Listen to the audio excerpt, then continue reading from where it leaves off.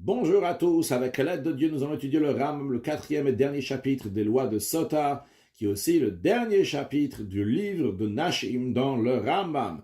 Dans les chapitres précédents, le Rambam nous a dit l'idée générale de la femme Sota, la femme soupçonnée d'adultère, la femme que son mari Rouven lui a dit à Rachel, je ne veux pas que tu t'isoles avec Shimon devant deux témoins. Malgré cela, Rachel s'est isolée avec Shimon. Il y avait deux témoins qui ont vu que Rachel s'est isolée avec Shimon, mais on ne sait pas s'il a été souillé ou pas. Dans ces cas-là, le mari va au tribunal de sa ville et lui dit, voilà, j'ai deux témoins devant lesquels j'ai mis en garde ma femme de ne pas s'isoler avec Shimon. J'ai deux témoins qui ont vu que ma femme Rachel s'est isolée avec Shimon. Et le tribunal, ils disent, ok, on va maintenant vous mettre avec vous deux érudits en Torah qui vont vous escorter pour aller jusqu'à Yerushalayim. Et lorsque la femme elle arrive à Yerushalayim, au grand tribunal au Sanhedrin, là-bas, on va la faire boire dans le Beth Amikdash, dans le temple, ce qu'on appelle les eaux de la Sota. C'est des eaux dans lesquelles on a effacé un parchemin, dans lequel il y a écrit aussi, entre autres, le nom de Dieu. Il y a écrit donc certains passages qui parlent justement de cette femme Sota. Elle va les boire. Et si elle a fauté, elle va mourir. Si elle n'a pas fauté, eh bien, elle peut continuer à vivre avec son mari. Dans un cas où la femme, elle ne veut pas boire les eaux de la sota, alors son mari va la divorcer et il ne lui donnera pas l'actuva. L'actuva, c'est pas juste un acte de mariage, mais c'est un acte dans lequel il y a écrit que si le mari va la divorcer ou si le mari va mourir, il va donner une certaine somme d'argent à la femme. Et cette femme-là, en tous les cas, elle ne reçoit pas cette ktuva, donc l'argent de l'actuva. Aussi à noter, on a appris qu'il y a une oblation, donc il y a un sacrifice de la farine d'orge qui est offerte en sacrifice dans la procédure de la sota. Il y a d'autres choses donc, qu'on verra dans ce chapitre-là, qui ont été mentionnées dans le chapitre précédent, que le Ram nous rajoutera donc certaines précisions sur ce qui a été dit avant. Peregrevi alachal, Bachamisha Be'adar, le 15e jour du mois de Hadar, on arrive bientôt à Rosh Chodesh Nissan dans 15 jours, qui est donc la fin de l'année biblique, et le tribunal se préoccupe et se libère pour voir ce qu'il n'a pas réussi à faire, ce qu'il n'a pas eu le temps de faire pendant cette année. Donc, Nifnim, Bedin, Letzoka, Rabim, le tribunal se libère pour s'occuper des besoins communautaires qu'ils n'ont pas fait jusqu'à présent. Entre autres, parmi ces besoins communautaires, eh bien, au Botkim Alarou, il y a l'Ishtot, ils examinent, est-ce qu'il y avait une femme qui devait boire les eaux amères qui n'a pas encore fait? Si ce n'est pas le cas, eh bien, les Hashkota, ils vont l'amener à Yerushalayim pour la faire boire les eaux de la sota. De même, il y a le Canada, il y a certaines femmes que si le mari est aliéné, ou si le mari est en prison, si le mari est dans un autre pays ou dans une autre ville et il ne s'occupe pas d'elle, eh bien, le tribunal, c'est lui qui va aller voir Rachel et dire, on voit qu'il y a des choses qui ne vont pas entre toi et Shimon, on aimerait que, on t'ordonne de ne pas t'isoler avec Shimon. Donc, c'est le Bedin qui fait le kill, l'avertissement qu'on a déjà appris dans des chapitres précédents. De même, il y a certaines femmes que le Tsia bloque tout va. Il y a certaines femmes qui sont interdites à leur mari parce que le mari a fait la mise en garde et elle s'est quand même isolée. Le mari a le devoir de la divorcer, lui donner un acte de divorce et pas lui donner l'argent de l'actuva, car en effet, il y a dans certains cas que la femme, elle ne boit pas les eaux de la sota qu'on a pris dans le chapitre précédent. Et bien justement, à ce moment-là, donc le tribunal s'occupe de ces catégories de femmes, les canelas, les femmes qu'il faut les mettre en garde, le tribunal va s'en occuper, ou les otsia, et ceux qu'il faut divorcer, donc sans que le mari va donner l'actuva, il s'en occupe. Encore une chose, le Ram nous dit, malgré le fait qu'on vient de dire ici que c'est le 15 Adar que le tribunal se libérait pour s'en occuper, cela ne veut pas dire que c'est dans la période du 15 Adar que les femmes sota buvaient les eaux de la sota. Non, tout au long de l'année, on pouvait faire boire les femmes sota. Jusque quand ça arrive le 15 Adar, le tribunal se préoccupait, donc se libérait particulièrement pour tous les besoins communautaires, entre autres ça aussi. Halachabet, ven mashkin et sota la bayom. Par contre, malgré le fait qu'on peut le faire donc, tous les jours de l'année, pas spécialement dans la période du 15 Adar, mais ça doit être uniquement le jour et non pas la nuit. Donc toute la journée est apte, convient pour faire boire la femme sota ces eaux-là. Encore une chose, on ne peut pas faire boire deux femmes ensemble. Rachel et Léa, les deux ensemble, on va s'occuper d'eux pour qu'ils vont boire les eaux de la sota. Donc une par une, parce que la Torah dit Ve'emid ota, que le Kohen va la mettre à elle, donc au singulier, il va la faire tenir donc dans le temple devant Hachem pour faire boire les eaux de la sota, donc c'est une par une.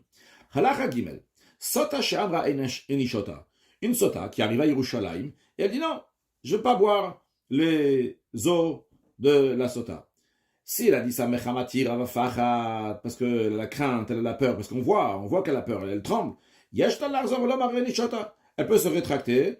Plus tard, elle dit, bon, c'est bon, je me suis calmé, je vais boire ces eaux-là. Aval, mais si elle a dit, je ne bois pas ces eaux-là, alors qu'elle était en bonne santé, elle se tenait bien, elle était bien portante, elle ne craint pas, elle n'a pas peur. Alors après ça, elle ne peut pas se rétracter et dire, non, non, c'est bon, je vais boire ces eaux, parce que le fait qu'elle a dit avant, je ne bois pas, c'est comme si qu'elle avait dit que j'étais impur.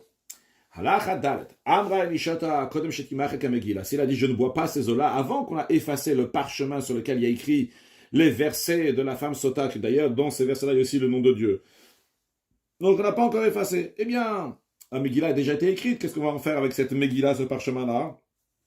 Alors comme on a déjà appris, ce parchemin-là doit être écrit l'Ishma, pour le nom de cette femme-là, spécialement pour Rachel. Eh bien, c'est la raison pour laquelle Kar Megillah Tanignezet.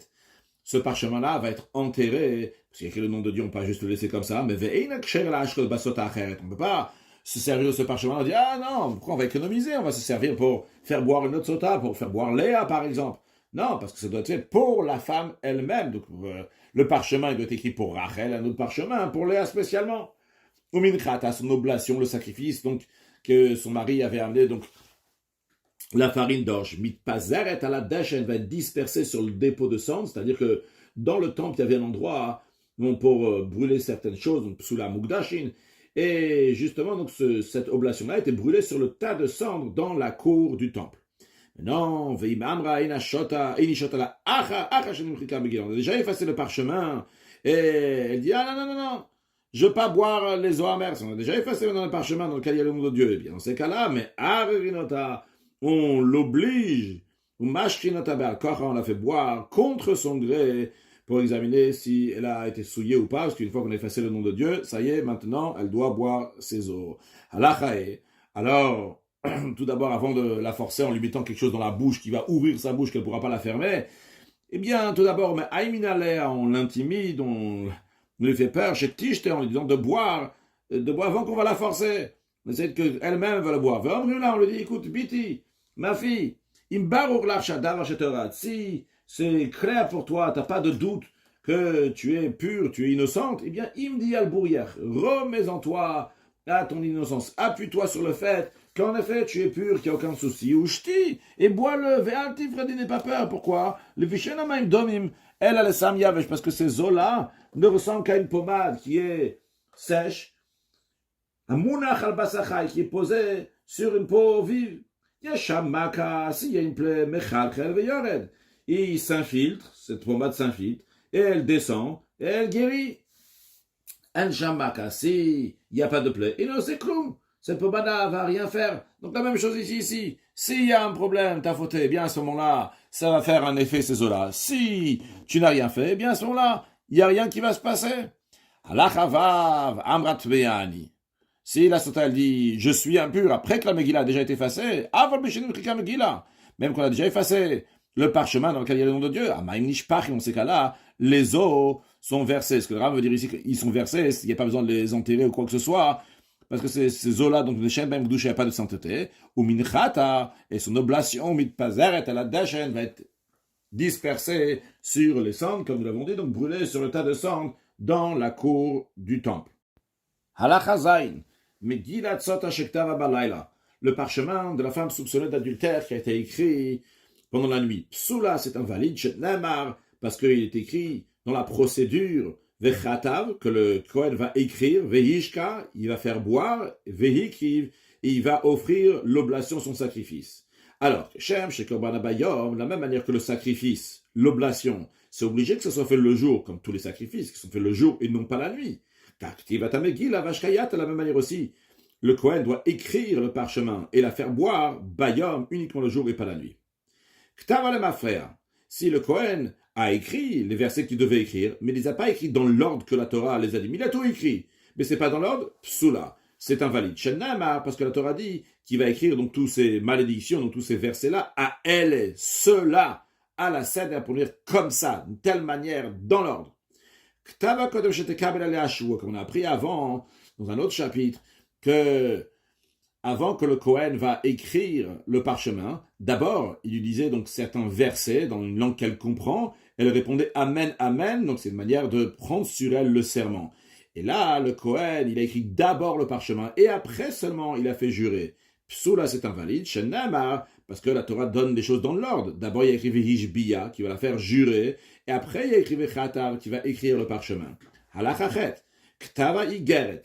S'il a écrit ce parchemin-là comme une lettre, c'est-à-dire qu'il n'a pas écrit, donc il n'a pas tracé des lignes sur le parchemin. Dans le Sefer Torah, il y a des lignes qui sont tracées, et sur la ligne qui est tracée, donc tracée de manière invisible, dans le sens invisible, c'est-à-dire que c'est pas avec un trait en encre, mais c'est comme ça, c'est gravé dans le parchemin, il y a un trait, sur ce trait-là on écrit. Eh bien, s'il n'a pas fait ça sur le parchemin de la Megillah, c'est psou et c'est invalide.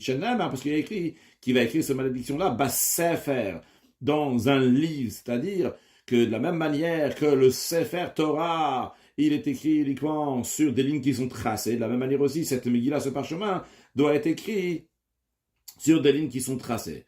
Tavash Nedapim, s'il a écrit sur 2 colonnes, bien que c'est un seul parchemin, il y a 2 colonnes, psoula, c'est invalide. Sheneva, parce qu'il écrit Sefer dans le livre, donc au singulier, pour nous apprendre que Sefer Echad, ça doit être un seul livre ici dans le sens que c'est une seule colonne, velo shnaim ou shlosha, non pas 2 ou 3 colonnes.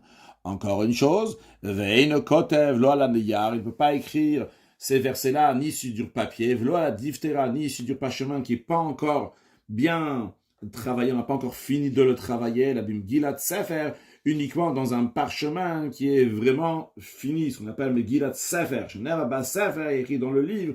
Ici, le livre fait référence à un parchemin. S'il a écrit les versets de la Sota sur du papier ou bien sur du parchemin qui n'est pas encore bien travaillé, psoula, c'est invalide. Halachatet, il y a écrit Vechatava Kohen, que le Kohen va écrire. Halamata, tu apprends ici que c'est le Kohen qui doit écrire. Shemktava Yisrael, que si c'est un Yisrael, donc quelqu'un qui n'est pas Kohen qui l'a écrit. Au Kohen Katan, bien c'est un Kohen, donc qui est mineur, psoula, c'est invalide. Et no code va le bekomos, il ne veut pas l'écrire ni avec du komos, donc c'est le sel métallique qui donne une teinte noire lorsqu'ils sont mis en contact avec de la noix de Galles, velo bekan kaltos, ni avec du vitriol, velo bechol dava sherishum nika veomed, et ni avec quoi que ce soit que les traces après vont rester et demeurer visibles. Shenamar, parce qu'elle a bidiosh, elle bokal kaltos, mais uniquement avec de l'encre sur lequel il n'y a pas de vitriol. Shenamar, parce qu'il est dit vechatav, il va écrire, après il écrit macha, il va effacer. Donc c'est un ktav, donc c'est une écriture qui peut être effacée. Une katav bedavramid kayem. S'il a écrit avec une substance qui se maintient, psoula, c'est invalide. Halacha yud. Nisha bamegila roshem dvar nika, tav nika. S'il reste une trace d'écriture visible sur le parchemin, après il a effacé, psoula, c'est invalide. Achiyim krok yafe yafe, jusqu'à qu'il va bien effacer. Katav ot achatom bechakas, il a écrit une lettre, il a effacé. Chazav katav ot shniom bechaka, il a écrit une deuxième lettre, il a effacé. Achi yishlim, jusqu'à qu'il a tout fini. Psoula, c'est invalide. Achi kula ktuva, il faut que tout soit écrit, et après il va tout effacer. Halacha yudalef, ktava shelo lishva, s'il a écrit ce parchemin-là, pas pour cette femme-là, il n'a pas eu l'intention d'écrire ça pour Rachel. Oshemechaka shelo lishma, bien qu'il a effacé, il n'a pas eu l'intention qu'il efface ça pour Rachel spécialement, eh bien psoula, c'est invalide. Katav shte begilot lishte sotot. S'il a écrit 2 parchemins pour 2 sotot, donc une pour Rachel, une pour Léa. Après, il a effacé, comme il faut. Une pour Rachel, une pour Léa, mais il les a eu dans le même verre. Ou bien qu'il a effacé une pour Rachel dans un verre, et une deuxième pour Léa dans un deuxième verre. Après, il a tout mis dans un seul verre. Et il a fait boire aux 2 Rachel et Léa du même verre. Psoula, c'est invalide. Parce que chacune d'eux n'a pas bu sa Megillah, son parchemin. Maintenant, s'il a effacé un parchemin, le deuxième parchemin, dans 2 verres différents, après il les a mélangés, mais après les avoir mélangés dans un verre, il les a remis dans 2 verres, les shnekosot. Le yashkeotan, le chatchila, il ne doit pas faire boire Rachel et Léa chacune dans un verre différent. Mais Vehishka, s'il a fait boire de 2 verres différents, kasher, bedia, bien que les khatrila, a priori, il ne veut pas faire ça, mais a posteriori, s'il a fait ça, c'est quand même kasher. Non, nishpechu hamaim, si toute l'eau s'est renversée. Il ne reste plus rien maintenant de ces eaux-là. Il doit écrire un autre parchemin, au Mevi Maïmacherim, et à nouveau ramener encore de l'eau, et pour la faire boire. Maintenant, si par contre, si ça a été renversé, mais il reste encore un peu d'eau, le Yashket Achar, le Khatrila, a priori, il ne doit pas faire boire le reste pour cette femme sota, mais il doit tout repréparer à nouveau. Mais Veimishka, si quand même il a fait boire dans ce qui reste, Kacher, Bediavad, donc a posteriori, ça passe. Halacha Yudbet, mais sota shelanu, les eaux de la sota qui ont passé la nuit, c'est-à-dire qu'on les a pris du kior, donc du bassin qu'il y avait dans le temple, on les a mis dans un ustensile, et toute la nuit elle a passé, le lendemain matin on veut s'en resservir, non, on peut pas, ni salim belina, parce que ils deviennent disqualifiés par le fait que la nuit est passée. Encore une chose, Higdim Afalamayim, on avait appris avant qu'il doit mettre de l'eau, après sur l'eau il va mettre de la terre. S'il a mis de la terre d'abord et après l'eau, pas sale, c'est aussi invalide. Maintenant on a appris que d'où on prend cette terre, on la prend du sol du Heichal. Maintenant si sur le sol du Heichal il était dur, il n'y avait pas de terre à prendre. Eh bien, Mevi Afam Bachut, il prend de la terre, donc de l'extérieur du Echal. Il doit juste se poser là-bas dans le Echal, à l'intérieur du temple. Et il le reprend une fois que ça a été posé sur le sol. Il va mettre sur la surface de ses eaux. Par contre, il ne peut pas prendre, descendre. C'est de la terre qu'il doit prendre ici, pas descendre. Aval, par contre, ce qu'il peut, oui, prendre, bien que ça ressemble à la terre, c'est pas de la terre, mais Virakuvovich, Sheike Afar, ce qu'il veut prendre, c'est la poussière d'un légume qui est décomposé, qui est considéré comme de la terre, et il peut mettre donc sur les eaux de la sota. Halacha Yud Gimel, velo yarpor bekardom ba'echal. Il ne faut pas qu'il va creuser avec une hache dans le sol du echal, veyotzi afar, et faire sortir de la terre. Shenamar, parce que la Torah dit, asher iye bekarka mishkan, de la terre qu'il y a sur le sol du mishkan. Sous-entendu, c'était déjà là-bas, pas qu'il va prendre avec une hache. S'il n'y a pas, comme on a dit, il amène de l'extérieur et il met. Malgré le fait qu'il ne devait pas faire ça, mais lui il a creusé dans le sol du Echal Vehot, il a fait sortir de la terre et il est pour mettre sur les eaux de la sota, kasher, c'est valable. Halacha Yudalet. Hikrivet minchata. Si le Kohen, il a offert l'oblation, ishka, et après il a fait boire les eaux de la sota à la femme, bien que le khatrila, comme il devait faire, d'abord il devait faire boire, et après seulement amener l'oblation, le sacrifice. Mais lui, il a fait l'inverse. Il a offert l'oblation et après, il a fait boire. Kshera, c'est valable. Nitmat minchata kodem shel nichem. Dans un cas où que l'oblation que la sota a amenée est devenue impure, avant que le Kohen va la mettre bikli sharet dans un ustensile sacré, dans ces cas-là, arezotipade, il faut la racheter. Par exemple, imaginons que cette farine, elle vaut 5 euros. Eh bien, maintenant, elle est impure. On ne veut pas l'offrir au temple. On va vendre cette farine à 5 euros. Ces 5 euros-là vont prendre une sainteté. Et avec ces 5 euros-là, on va acheter une autre mincha, une autre oblation de la farine d'orge. Ce qui est la règle d'ailleurs pour toutes les oblations qui sont devenues impures avant qu'ils vont devenir saints dans un ustensile sacré du temple. Donc le mari, avec les 5 euros qu'il a reçus de ce qu'il a vendu, il va acheter maintenant, il va amener une autre oblation. Maintenant, si l'oblation est devenue impure après qu'il a déjà mis dans un ustensile sacré, arezoti saref, dans ces cas-là, il faut brûler cette oblation, qui est d'ailleurs la règle, donc de toutes les oblations qui sont devenues impures après, qui ont déjà été mises dans l'ustensile sacré, il faut les brûler, on ne peut pas les racheter. Et donc le mari il devra quand même amener, donc payer à nouveau 5 euros, trouver de la farine d'orge, pour amener l'oblation qu'il faut amener pour sa femme. De même dans un cas où la femme elle a dit, en effet, j'ai été souillé. Et quand est-ce qu'elle a dit ça? Avant que le Kohen a pris la poignée de l'oblation, qu'on a appris déjà dans le chapitre précédent, que le Kohen prenait donc une poignée de l'oblation, il la mettait sur l'autel à faire brûler sur l'autel. Ou bien que la femme, elle a décidé, elle a dit non, je ne bois pas. Bien que le mari a changé d'avis, il ne veut pas la faire boire, ou bien que il y a des témoins qui disent que la femme a été souillée, donc on n'a pas besoin de la faire boire pour examiner, vu qu'on est sûr qu'elle a fauté. Ou bien dans un cas que le mari il est mort, ou bien qu'elle est morte. Eh bien, dans tous ces cas-là, toute l'oblation, elle est brûlée sur le tas de cendres qu'il y avait dans la cour du temple. Si une des choses qu'on vient de mentionner avant, qu'elle a dit je ne veux pas boire, ou bien que son mari ne veut pas la faire boire, ou bien qu'il y a des témoins qui sont venus, etc., eh bien, dans tous ces cas-là, en ashiarim ne'echalim, les restes de l'oblation ne sont pas mangés par les Kohanim en général. Donc, il y a le Kohen prend une poignée de l'oblation, une poignée donc de farine, il la met sur l'autel à brûler, et le reste, les Kohanim vont manger comme on a appris avant, dans le chapitre précédent. Mais là, ils ne vont pas manger le reste parce que l'oblation est invalide. Halacha tedvav, haya bala Kohen. Si le mari était un Kohen, alors juste à savoir que lorsqu'un Kohen, il amène une oblation dans le temple, eh bien, elle est entièrement brûlée sur l'autel.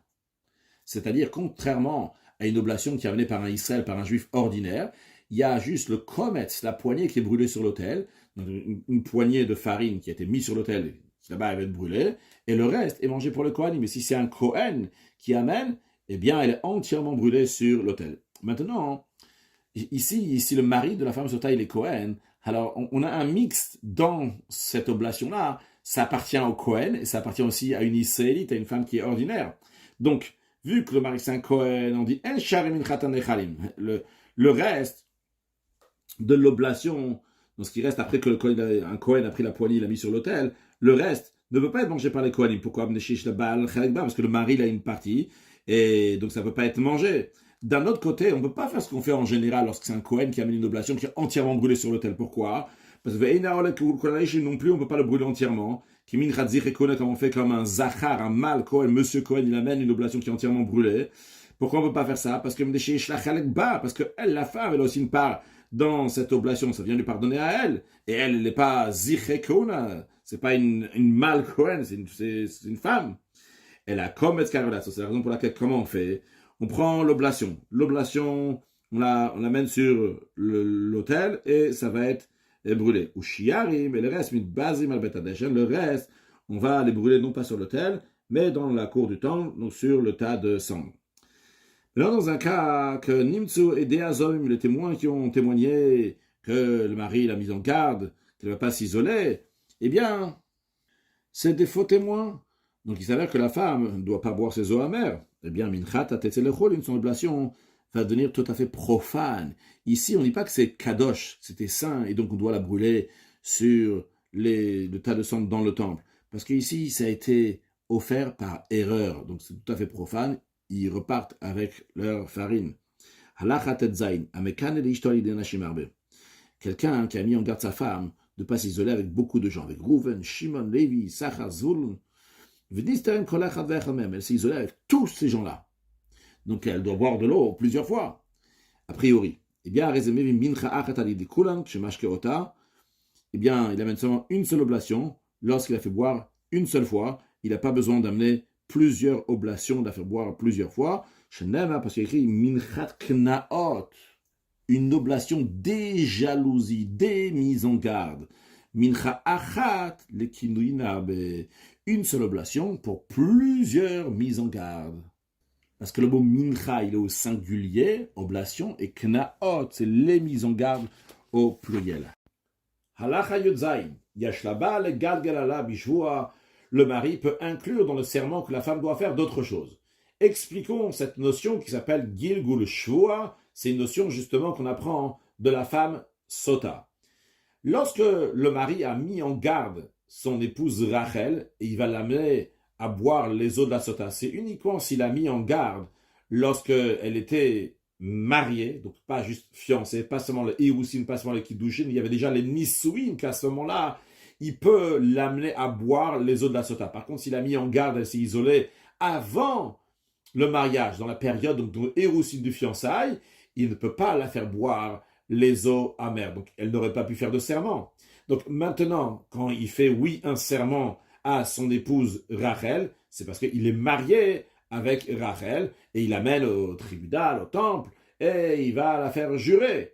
Mais, une fois qu'il a fait jurer déjà qu'elle n'a pas fait l'adultère après le mariage, il peut inclure aussi lui dire « Je veux que tu jures que tu n'as pas fait l'adultère dans la période entre le fiançailles et le mariage. » Malgré le fait qu'il ne pouvait pas la faire jurer uniquement sur la période entre le fiançailles et le mariage, je veux dire, je veux que tu me jures que tu n'as pas fait l'adultère.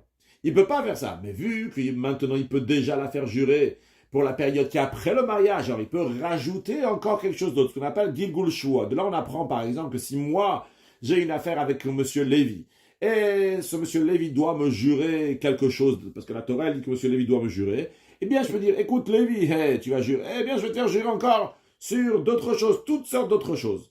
Donc ici aussi nous allons voir, quand je dis ici aussi, en réalité c'est pas juste aussi, ça c'est la source d'où on voit qu'on peut rajouter d'autres choses. Mais quand on va le voir ici, il y a un certain contexte quand même. Le mari l'a fait jurer qu'elle n'a pas fait l'adultère. Donc il peut rajouter qu'elle va lui jurer qu'elle n'a pas fait d'adultère, mais tous ces moments d'adultère, ça doit être des moments que si elle avait eu un rapport avec quelqu'un d'autre, eh bien elle n'aurait pas pu être avec le mari. C'est-à-dire que le mari ne peut pas la faire jurer sur une période qui était avant le fiançailles, parce que si elle avait eu un rapport avec quelqu'un d'autre, bien, ça ne l'aurait pas rendu interdit au mari. Mais à partir de la période du fiançailles, il peut la faire jurer par le Gilgul, en incluant dans le serment qu'il peut déjà lui faire à partir du mariage. De même, on va voir que si le mari l'a mariée et après il a divorcé, par exemple, pendant 6 mois et après il s'est remarié avec elle, dans cette période de 6 mois-là, ce qu'il a fait l'adultère, eh bien ça ne concerne pas le mari parce que elle n'aurait pas été interdite à son mari par le fait qu'elle fait l'adultère dans ces 6 mois-là. C'est la raison pour laquelle que le mari ne peut pas la faire jurer sur ça. Mais,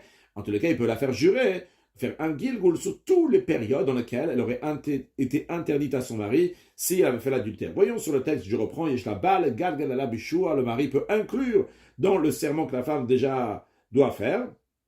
Il peut rajouter d'autres choses. Quelle autre chose? Chez le Zinta im ish ze shekin labo, qu'elle n'a pas fait l'adultère avec cette personne, avec Shimon, qu'il a mis en garde de ne pas s'isoler avec Shimon, mais il peut rajouter aussi que je veux que tu me jures que tu n'as pas fait l'adultère avec Lévi, avec Yehuda, avec Issachar.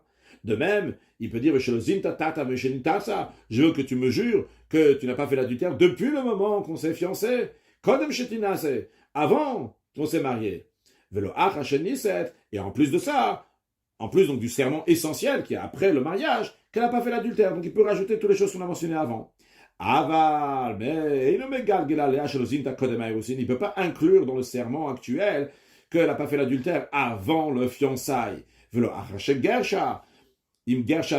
Ni après qu'il a divorcé dans un cas où il est actuellement marié avec elle, parce qu'il était déjà marié, après il a divorcé, après il s'est remarié avec elle, parce que pour pouvoir faire boire à sa femme, il faut que ce soit sa femme. S'il a divorcé, il ne peut pas la faire boire. Donc on parle d'un cas qu'il était marié avec elle. Après, il s'est divorcé d'elle pendant 6 mois, par exemple. Après, il s'est remarié avec elle.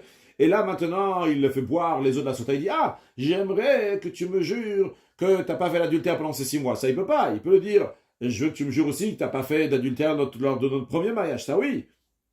Mais pas au moment où elle n'est pas interdite à son mari, parce que si elle a fait l'adultère dans les moments qu'on vient de dire, donc avant le fiançailles, ou bien pendant qu'elle a été divorcée, l'OTA sera là, parce qu'elle n'est pas interdite au mari. La règle est que si elle va avoir un rapport avec quelqu'un d'autre, elle ne sera pas interdite à son mari. Et il ne veut pas conditionner avec elle, inclure dans son serment ces moments-là. Dans le Ram nous dit, basé sur ça, les filles, c'est la raison pour laquelle Imkan assez bimto. Si Rouven il s'est marié avec sa Yébama, comme on l'a déjà dit plusieurs fois dans le passé, que s'il y a des frères, et il y en a un qui meurt sans avoir d'enfant, eh bien l'autre frère, il doit se marier avec l'épouse du défunt, ce qu'on appelle le Yiboum. Donc dans un cas où Shimon il est mort, et Rouven, son frère, il se marie avec l'épouse de Shimon avec Rachel, Rouven est le Yabam, et Rachel est la Yébama. Maintenant, en attendant, entre la mort de Shimon jusqu'à que Rouven va se marier avec elle, elle est Shomer et Yabam. Elle garde le Yabam, elle attend le Yabam. Alors, justement, le Ram nous dit, Imkanasi Bimto. Donc, Rouven, s'est marié avec la Yabama, avec Rachel. Mais il ne peut pas inclure dans son serment qu'elle n'a pas fait l'adultère lorsqu'elle l'attendait entre la mort de Shimon et son mariage avec Rouven. Parce que si elle avait eu un rapport avec quelqu'un d'autre dans ces moments-là, elle ne serait pas interdite à Rouven. Par contre, ce qu'il peut oui faire, ce Rouven, il peut dire, je veux que tu me jures que tu n'as pas fait l'adultère lorsque tu étais avec mon frère Shimon. Pourquoi il peut faire ça? Parce que Shimzin tatachatach, parce que si en effet, Elle a fait l'adultère lorsqu'elle était avec Shimon, le frère de Rouven. Elle n'a pas le droit d'être avec Rouven maintenant. Parce que déjà, avec Shimon, elle aurait dû le quitter. Donc, elle n'est plus considérée la femme de Shimon Bichlal, et Rouven n'a pas le droit d'être avec elle. De même, Gersh, si son mari a divorcé, donc on reprend un cas ordinaire, que Rouven est marié avec Rachel. Et donc, il a divorcé Rachel vers Zira, et il s'est remarié avec elle. Mais Galgel Alea, ce qui peut inclure dans le serment du deuxième mariage, chez le Zintatat Avanissim Arishon, qu'il n'a pas fait l'adultère lors du premier mariage. De même, Yesh le Galgel Alea, encore plus que ça. Il peut même inclure dans le serment qu'il fait maintenant aussi l'avenir. C'est-à-dire que maintenant, Rouven s'est marié avec Rachel. Et il lui dit, voilà, je t'ai mis en garde et tu t'es isolé, je vais te faire boire ces eaux-là, maintenant tu me fais un serment. Eh bien, tu vas faire dans le serment, tu vas rajouter, inclure, que dorénavant, tu ne vas plus faire l'adultère, jusqu'à la fin de notre mariage. Encore plus que ça, il peut dire que Yemi Garesh, s'il va la divorcer, Veyarzir, il va la reprendre, il dit, eh bien, quand je te reprendrai aussi, j'inclus dans ce moment-là que je ne veux pas que tu fasses adultère. Le firach. Et vu que maintenant, il peut la faire boire et donc faire le serment pour l'avenir, alors chez Tiznela, si elle va faire l'adultère à l'avenir, eh bien, Maïm Botkimotar. Les eaux qu'elle boit aujourd'hui vont avoir une réaction, vont l'examiner à l'avenir, même 10 ans plus tard. Veiller ou la hot à la meurot, et elle va voir tous les événements qui se passent donc à cette femme qui a fait l'adultère, donc son ventre va gonfler et que sa hanche va s'effondrer. D'où on apprend ça? Les Karnema, c'est pour ça qu'il est dans la Torah. Amen, amen. La femme, à la fin du serment que le Kohen lui dit et qu'elle doit répondre amen, dit 2 fois amen. Pourquoi il dit 2 fois amen? Amen, mais yijde. Un amen, c'est pour dire qu'elle n'a pas fait l'adultère avec cette personne-là, avec Shimon, que Rouven lui avait dit de ne pas faire l'adultère. Amen, le deuxième amen, c'est pour dire mais que son mari Rouven peut inclure et lui dire je veux que tu fasses ce serment aussi, que tu n'as pas fait l'adultère avec Lévi ou avec d'autres personnes. De même, cette expression de amen, amen doublement, c'est amen de soi pour dire amen aussi bien lorsque elle est mariée qu'elle n'a pas fait l'adultère, mais amen aussi que Aroussa, que même quand elle était fiancée, il peut rajouter dans le serment. Amen de chez Avar, amen de là-bas. Le double amen aussi nous dit que il a fait jurer pour le passé. S'il veut, il peut faire jurer aussi pour l'avenir. Halacha yudchet mitzvat chachamim al bnei Yisrael kanot linshotem. Les sages font devoir aux fils d'Israël de mettre en garde leur épouse. Shendemar, parce que la Torah dit Vekinet Ishto. Et il a mis en garde sa femme. Et tout celui qui met en garde sa femme, c'est parce qu'il y a un esprit de pureté qui s'est introduit dans lui. Il ne va pas faire cette mise en garde dans un esprit de plaisanterie, ni avec légèreté d'esprit, ni au milieu d'une causerie qui est inutile, ni suite à une querelle, ni pour mettre une crainte sur elle, mais avec un esprit de pureté pour l'éloigner d'une interdiction.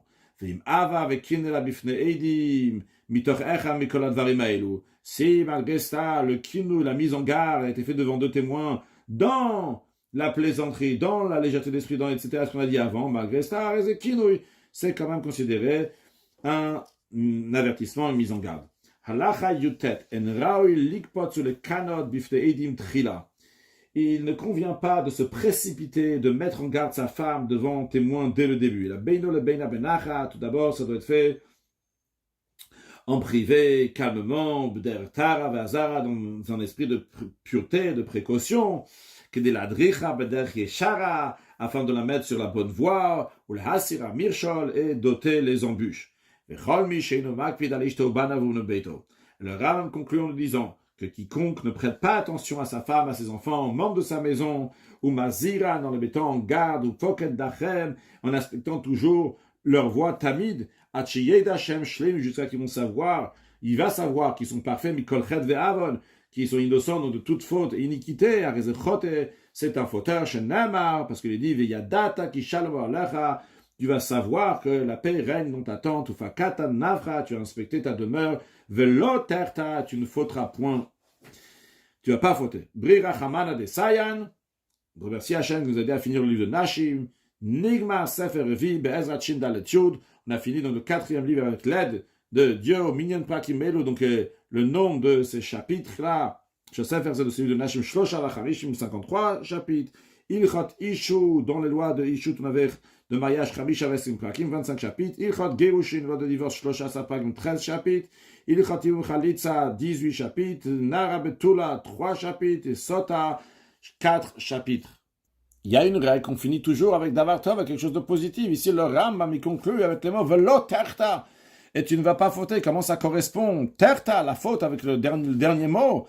Et en plus, le Rambam aurait pu s'arranger pour finir de manière positive avec ce qui est écrit avant. À l'explication, le Rabbi dit au contraire Velo Terta, c'est la perfection du bien.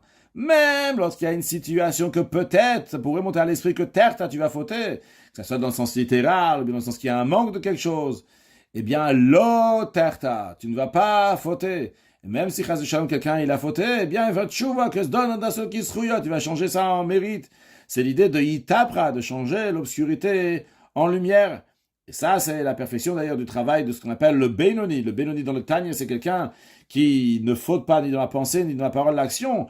Et lui, il a une supériorité par rapport au tzaddik, à celui qui ne faute pas quoi qu'il arrive, parce qu'il n'a pas désire pas fauter. Le Benoni désire fauter, mais il se contrôle pensée par l'action. Le tzaddik, lui, il a déjà passé tout ça. Il n'a pas même pas envie de fauter. Mais le Benoni, il a quelque chose de plus. Parce que malgré le fait qu'il a une possibilité de terta, ça monte une mauvaise pensée à son esprit. Il se renforce dans son travail. Et il fait lo terta. Il ne va pas fauter. Et pour conclure, le Rabbi rattache ça avec les rachetevot du mot Rambam. Ram, c'est l'initial, vot, movtai, beret, de multiplier mes merveilles dans le pays d'Égypte. Là aussi, donc il y a cette idée-là, c'est Eretz Mitzrayim, on conclut avec le mot Égypte. Égypte, voilà, parce qu'il y a une particularité par le travail en Eretz Mitzrayim, quand un juif, il est mina Meitzar, il est dans les 3 tests, et là-bas, il appelle à Kadosh Baruch Hu, et bien, on arrive au Merhab, on arrive à une grande largesse, la largesse de la venue de Mashiach, now, une excellente journée.